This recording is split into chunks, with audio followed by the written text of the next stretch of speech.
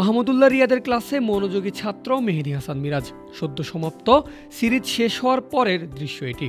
হাতের ইশারায় ধরে ধরে যেন মাঠে মিরাজের করা ভুলগুলোই ধরিয়ে দিচ্ছেন অভিজ্ঞ মাহমুদুল্লাহ। আর একেবারে বাধ্যগত ছাত্রের মতো রিয়াদের কথায় মনোযোগ মিরাজের। তবে স্পষ্টই বোঝা যায় মন ভীষণ খারাপ টাইগার অলরাউন্ডারের, আর হওয়াটাও খুবই স্বাভাবিক। ওয়েস্ট ইন্ডিজের ওয়ানডে সিরিজটা ভুলেই যেতে চাইবে বাংলাদেশ দল, তবে সবার আগে এই সিরিজ ভুলতে চাইবেন মেহেদী মিরাজ। কারণটাও স্পষ্ট, ব্যাট হাতে 2 ম্যাচে 70-এর বেশি রান করেছেন।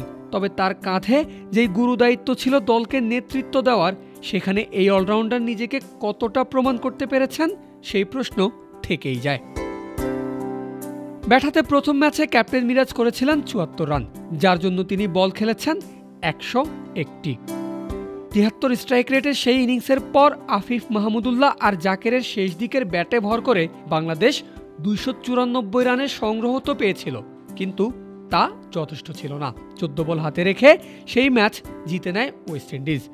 একমাত্র ওয়ালটন এসি দিচ্ছে 1 বছরের রিপ্লেসমেন্ট গ্যারান্টি। দ্বিতীয় ম্যাচে মিরাজ ফিরেছেন 1 রানে। তৃতীয় ম্যাচে খেলেছেন 73 বলে 77 রানের চমৎকার এক ইনিংস। তবে এই দিন সাজঘরে ফিরেছেন তাড়াহুড়োর রান আউটের শিকার হয়ে।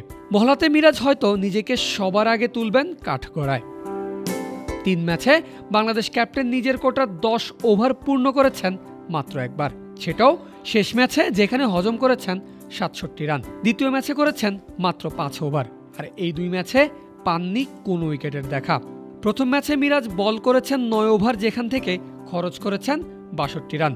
সেদিন পেয়েছেন 1টা উইকেট, অর্থাৎ গোটা সিরিজে 24 ওভার বল করে টাইগার ক্যাপ্টেন তুলতে পেরেছেন কেবলই 1টা উইকেট। এখন অবধি 4 ওয়ানডে ম্যাচে অধিনায়কত্ব করা মিরাজের জয়ের সংখ্যাটাও 0। সব মিলিয়ে ঠিক কোথায় কাজ করা দরকার, হয়তো সেই তালিমটাই নিচ্ছেন সিনিয়র মাহমুদুল্লাহর কাছ থেকে। মিরাজকে পরামর্শ দিয়ে রিয়াদ অবশ্য ব্যস্ত হয়ে গেছেন অন্য জায়গায়। উইন্ডিজ দলের এক স্টাফের কাছ থেকে এসেছে অটোগ্রাফের আবদার। সিরিজের সেরা ব্যাটার সেই আবদার মিটিয়েছেন হাসি মুখেই। পারভেজ আল হাসান, ক্রিক ফ্রেন্জি।